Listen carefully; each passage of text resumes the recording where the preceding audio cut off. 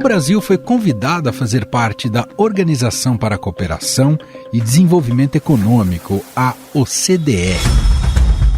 Ter o carimbo da organização pode facilitar acordos comerciais e a entrada de recursos de origem estrangeira, mesmo que a adesão efetiva possa demorar alguns anos. A acessão do Brasil à OCDE tem a ver com o lugar do Brasil no mundo. É disso que se trata.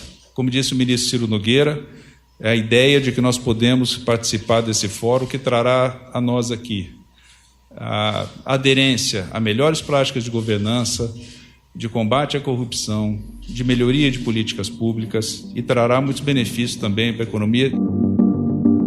A OCDE foi fundada em 1961 e tem como objetivo estimular o progresso econômico e o comércio mundial.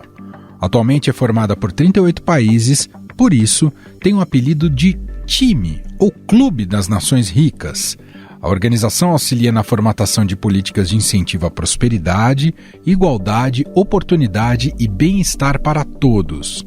Segundo o ministro da Economia, Paulo Guedes, o convite foi efetivado após o país cumprir 2 requisitos que faltavam: a lei cambial e o comprometimento da Receita Federal em reduzir o IOF sobre as operações financeiras. Então, mandei uma carta à OCDE na semana passada, que eram os últimos 2 requisitos que faltavam. Era a lei cambial, que o Congresso aprovou, e a Receita Federal do Brasil dizendo, bom, agora que a lei cambial foi aprovada, nós nos comprometemos a reduzir o IOF sobre as operações financeiras, que eram os 2 últimos requisitos de origem econômica que faltavam para abrir essa porta.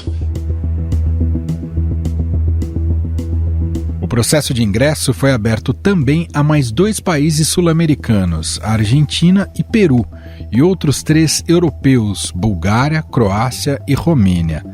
O convite, porém, não garante o ingresso do país ao grupo. São mais de 20 comitês técnicos que deverão avaliar a situação de cada nação.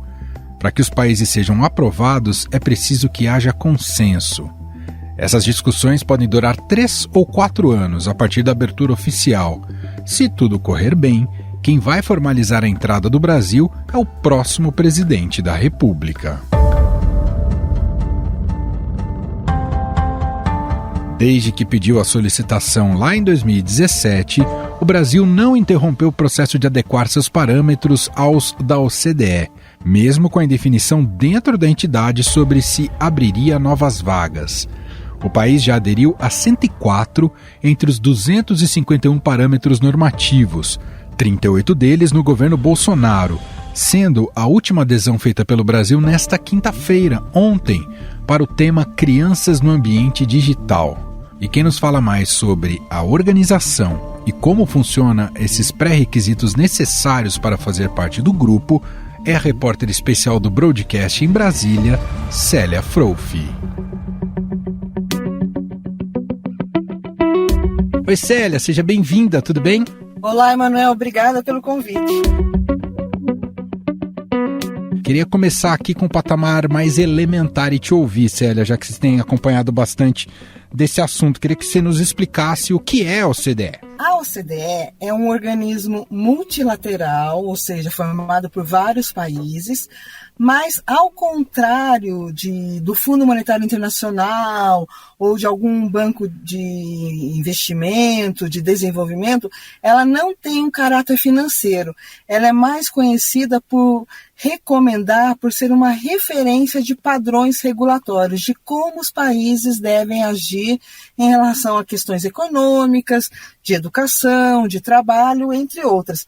E ela, no passado, era chamada de Clube dos Ricos. Por quê? Porque apenas as principais economias faziam parte do grupo. Mas depois disso já entrou México. Agora, os 6 candidatos que pleiteiam a vaga são 6 candidatos que não são países desenvolvidos já. Então, não pode mais ser chamado de Clube dos Ricos, como já foi no passado. Então, até sobre isso, Célia, nos explica sobre por que o Brasil não está ingressando. É um processo para esse ingresso que se inicia agora, é isso? Isso, é um processo. O Brasil, assim, como qualquer outro país que pede para entrar, ele tem que pedir uma espécie de bênção. Fala assim, olha, eu tenho a intenção de entrar, vocês me aceitam? E aí, a partir do momento que eles falam, sim, a gente aceita que você tente entrar, não que você entre, é dado todo um processo que demora de 3 a 5 anos, em média, para ser concluído.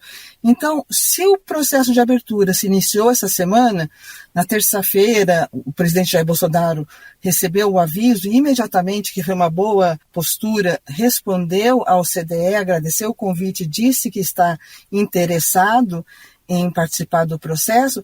Costuma ser de 3 a 5 anos, só que desde quando o governo fez a solicitação, lá em abril de 2017, já se fala que o país deve conseguir um pouquinho mais rápido do que essa média. Por quê?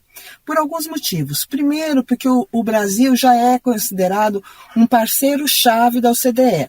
O que isso significa? Que ele não tem qualquer poder de decisão, não define nada, não dá palpite em nada.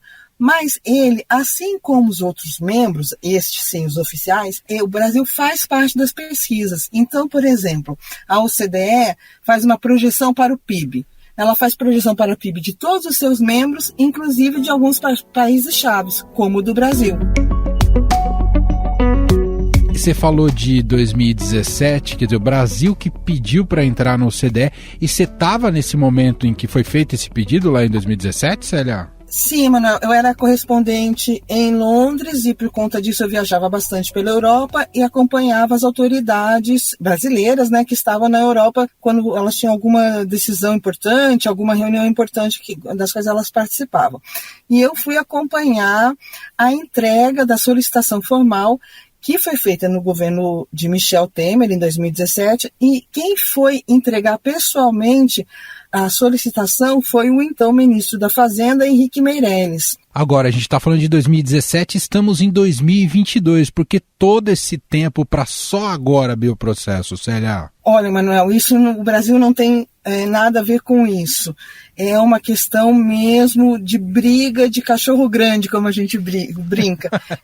Foi uma briga muito grande que ocorreu desde então entre a União Europeia e os Estados Unidos, que são, na prática, os dois maiores membros da organização em termos, inclusive, de orçamento. São os parceiros, os membros que bancam a existência da instituição. O que acontece? A OCDE gostaria de ampliar aos poucos o número de membros. A União Europeia falou assim, pode entrar qualquer país, mas a cada país de fora do bloco econômico que entre na OCDE, vocês têm que aprovar o ingresso, ou pelo menos esse início de processo de avaliação, de um país europeu. E aí, com isso, ficava sempre uma dobradinha, então ele entraria de 2 em 2. O então presidente Donald Trump dos Estados Unidos era muito desfavorável a isso. Ele não abertamente era contrário a organismos multilaterais, não era muito favorável, e muito menos ele queria ver o OCDE crescendo. Então foi colocada uma barreira e ficou essa briga muito grande durante muitos anos. Agora, com a chegada do novo secretário-geral da OCDE, o Matias, ele que falou, vamos fazer o seguinte, tem 6 candidatos que querem participar, a gente sabe que isso vai levar um tempo, vamos abrir para todos ao mesmo tempo e quem conseguir, conseguiu. Então é isso que foi isso que foi votado essa semana e é isso que está sendo colocado em andamento agora. Bom, isso chega agora nessa fase final do governo do presidente Jair Bolsonaro. Ainda assim, o ministro da Economia, Paulo Guedes, teve algum papel nessa conquista, Célia? Olha, a gente tem que ver um viés bastante positivo, isso desde lá do governo de Michel Temer, que apesar deles terem pedido a solicitação, feito a solicitação, e visto que, por causa desse imbróglio todo que existia na instituição, eles já sabiam que não ia ser uma coisa rápida, uma definição, uma decisão rápida, apesar disso, lá no governo de Michel Temer, que foi curtinho, e ao longo de todos os anos do governo atual de Jair Bolsonaro, a adequação do Brasil aos instrumentos legais da OCDE estão sendo alinhados. Ou seja, Para qualquer país entrar na OCDE, ele tem que ter 251 instrumentos que são vistos como globais, parâmetros internacionais. Tem na área de câmbio, tem na área de banco, tem na área de educação, na área de meio ambiente, são vários os temas. Então tem que se ajustar a esses 251 instrumentos.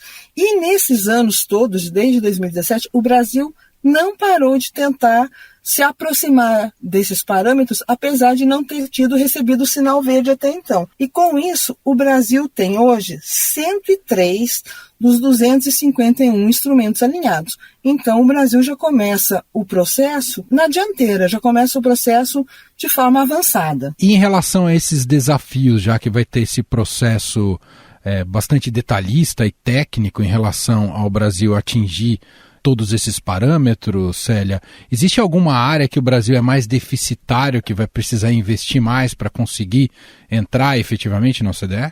Olha, não é nenhuma questão tanto de investimento. Lógico que tem investimentos, por exemplo, na área ambiental, a gente tem que ter um combate ao desmatamento e isso, obviamente, requer recursos para que haja fiscais nas fronteiras. Existe esse tipo de investimento, mas é investimento interno, não é um investimento para o processo em si. Não sei se eu fui muito claro em relação a isso. Mas, assim, a pedra no sapato, o próprio governo já admite isso. Eu recebi um documento interno do Ministério da Economia que mostra que a maior dificuldade está na área fiscal. E uma das barreiras é a questão tributária, porque o nosso sistema tributário é muito diferente do que ocorre na maior parte do mundo.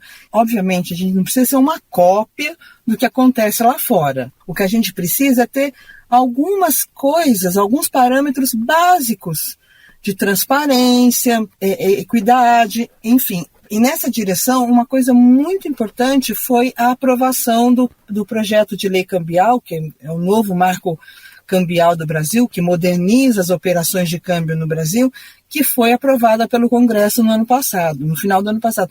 Isso foi um grande impulso.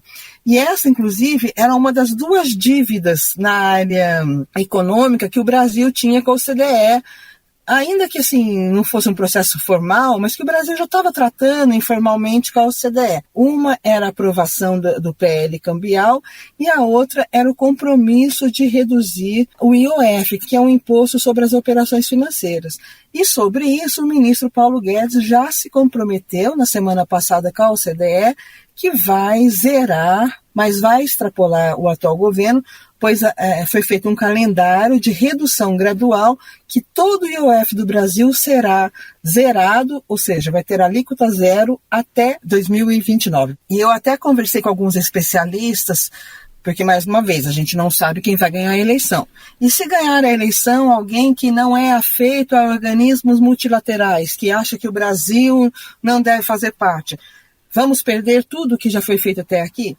Segundo esses especialistas com os quais eu conversei, eles disseram que a chance é muito pequena, vai ser difícil o Brasil dar esse passo atrás, porque já tem um compromisso firmado, um compromisso institucional, formal.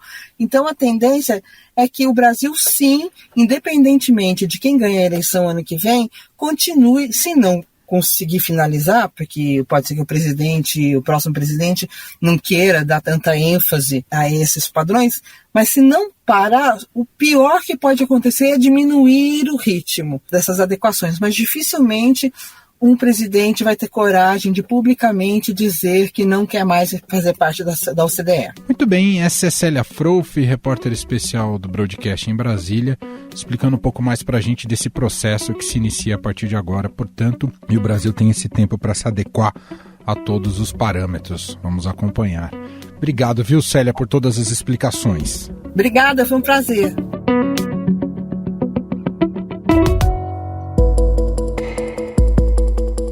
Em coletiva de imprensa, o ministro da Casa Civil, Ciro Nogueira, relaciona o convite ao alinhamento do Brasil em relação aos princípios da organização. A decisão reflete o compartilhamento pelo nosso país dos valores fundamentais da OCDE, a defesa da democracia, das liberdades, da economia de mercado, da proteção do meio ambiente e dos direitos humanos sendo prioridade comum do nosso país e da organização. Entretanto, o discurso na prática não representa a realidade do país e nem as ações do governo de Jair Bolsonaro, já que o próprio presidente, em diversos momentos, desestabilizou a democracia e foi responsável por ataques aos outros poderes. O chefe desse poder enquadra o seu, ou esse poder pode sofrer aquilo que nós não queremos. Se enquadra ou perde para sair.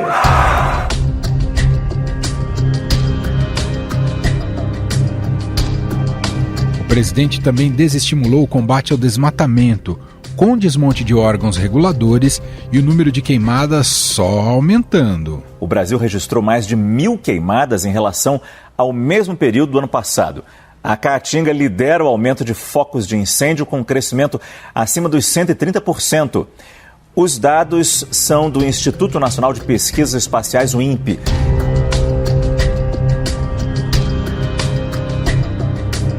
Apesar da adoção dos padrões da OCDE, o país tem muito a crescer em outras áreas, que também são importantes para a organização, segundo informe oficial, como direitos básicos, proteção ambiental e combate às mudanças do clima. E para analisar as reais chances do Brasil durante este processo e os benefícios econômicos de fazer parte deste grupo, nós vamos conversar agora com a economista Vera Torstensen. Ela é professora da Escola de Economia da FGV São Paulo, coordenadora do Centro do Comércio Global e Investimento e titular da Cátedra OMC no Brasil.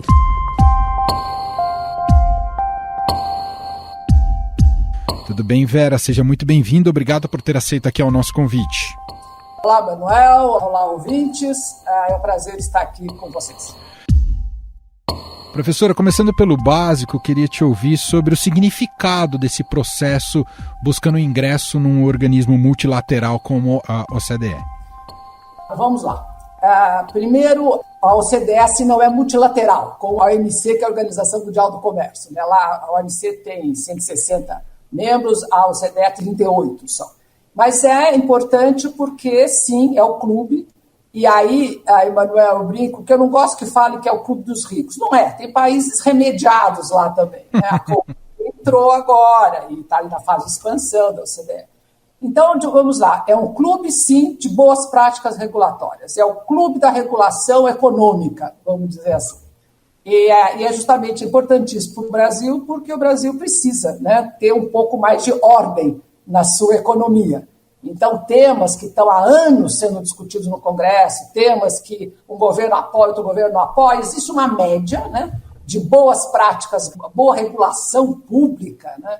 De novo, é um clube de países que defendem a economia aberta, países capitalistas, de livre iniciativa de mercado, porque alguém pergunta assim, mas, né, por que entrar ou não? Eu digo assim, olha, depende, você tem valores muito importantes, quer dizer, são democracia, direitos humanos, nós vamos ver clima, né, meio ambiente, e pronto, se você não defende esses valores, você não vai ser bem visto no clube. Professor, a gente sabe que esse processo não começou agora, nem neste governo do presidente Jair Bolsonaro, né? O pedido foi feito ainda no governo Michel Temer, mas não é paradoxal que o processo se inicie para o Brasil num contexto de tantos retrocessos na gestão federal, especialmente na qualidade da nossa democracia ou mesmo na área ambiental?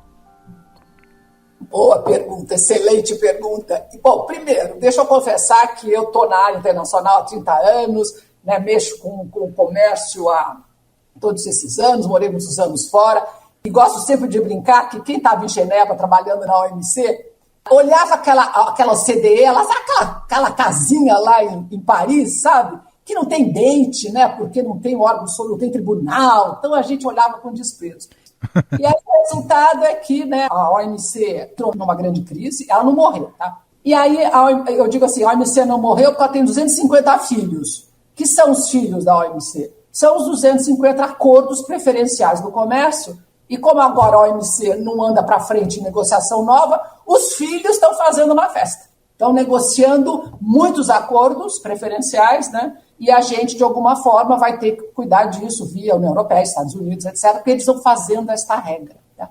A OCDE, olha que coisa incrível, é outro gênero. Ela, repara, ela não tem esse hard law da OMC, tratado, se você não cumpre a regra, você tem painel, se você não cumpre o painel, você tem retaliação, tudo isso o Brasil já aprendeu. A OCDE é tudo diferente, você tem poucos regulamentos obrigatórios, né? Tem muita recomendação, cheio de guidelines, e aí você pergunta assim, mas então, como é que o pessoal cumpre? Este é um aspecto fundamental da OCDE. Eu diria, né, que não sou advogada, mas eu digo que é um pouco de soft law. Você faz tudo por consenso, são menos países, a coisa vai andando, quer dizer, a OMC tem 164, a OCDE tem só 38, né? Aliás, as salas são pequenininhas, eu estranhava, assim, que salica pequenininha. E aí o resultado qual é? É que ela funciona por pressão dos grupos. E aí, Emanuel, o ponto fundamental. Repara, não é tão soft assim. Porque se você não tem tarifa, não tem, sabe, o painel que julga, a penalidade, esse tipo de coisa assim, muito objetiva, faz, não faz, é ilegal, não é. É toda aquela história. Você não entrou no clube? Então, aqui são os valores, vamos decidir sobre esse assunto. Pronto, decidiu. Então, vamos começar a cumprir. E aí, eles criam uma força-tarefa em cima do país que vai acompanhando passo a passo. E aí, Emanuel, são mais de, 500 indicadores. Nossa. São indicadores econômicos, são indicadores que misturam dados objetivos com dados subjetivos. E sabe, você vai fazendo em rede, vai dando nota, aí tem assim, nota, assim, do comportamento do Brasil em relação ao comércio internacional, em relação à política de meio ambiente.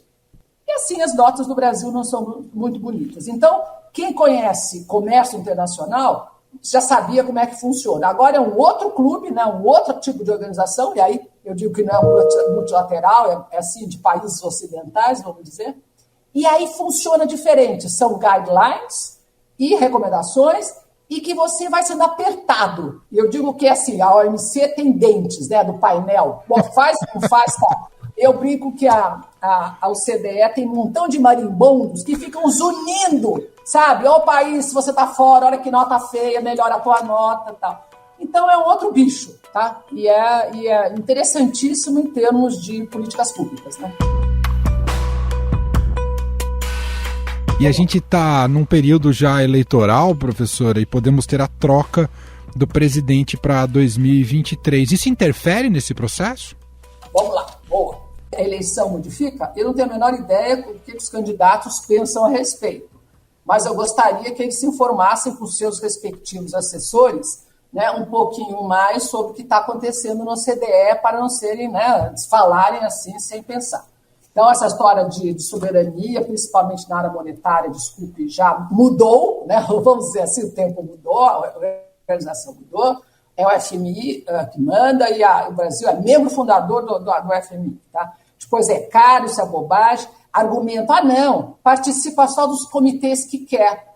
Mas, escuta, comitê que quer, não vou aprender nada, não vou saber de novidade, não vou participar da cozinha, como é que faz o bolo, né, o doce, que eu quero depois participar.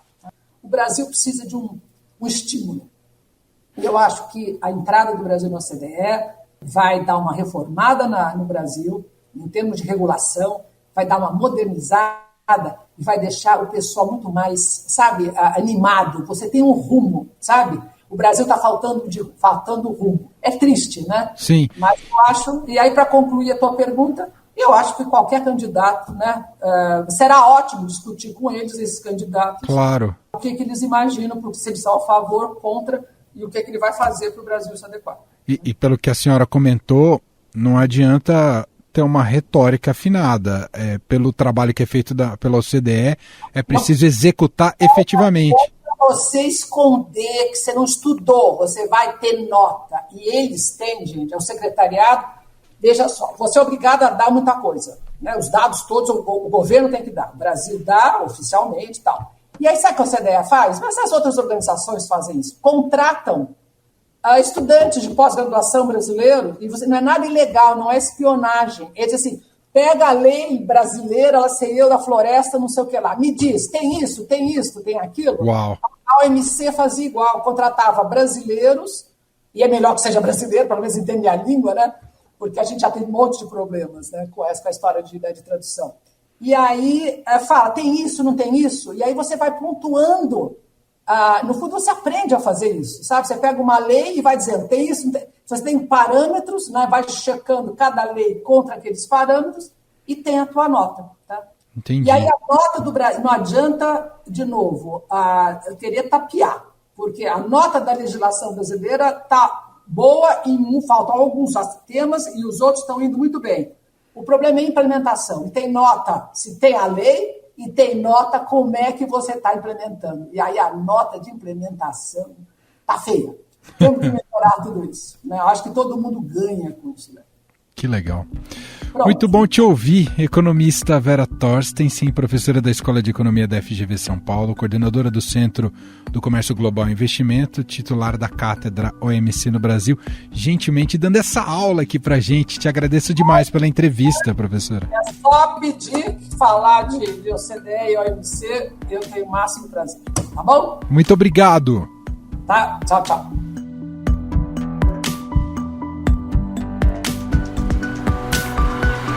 Estadão Notícias. Este foi o Estadão Notícias de hoje, sexta-feira, 28 de janeiro de 2022. A apresentação foi minha, Emanuel Bonfim. No roteiro, produção e edição, Jefferson Perleberg, Júlia Corá e Gabriela Forte. A montagem é de Moacir Biasi. Escreva pra gente no e-mail podcast@estadão.com. Um abraço para você, um ótimo fim de semana e até mais.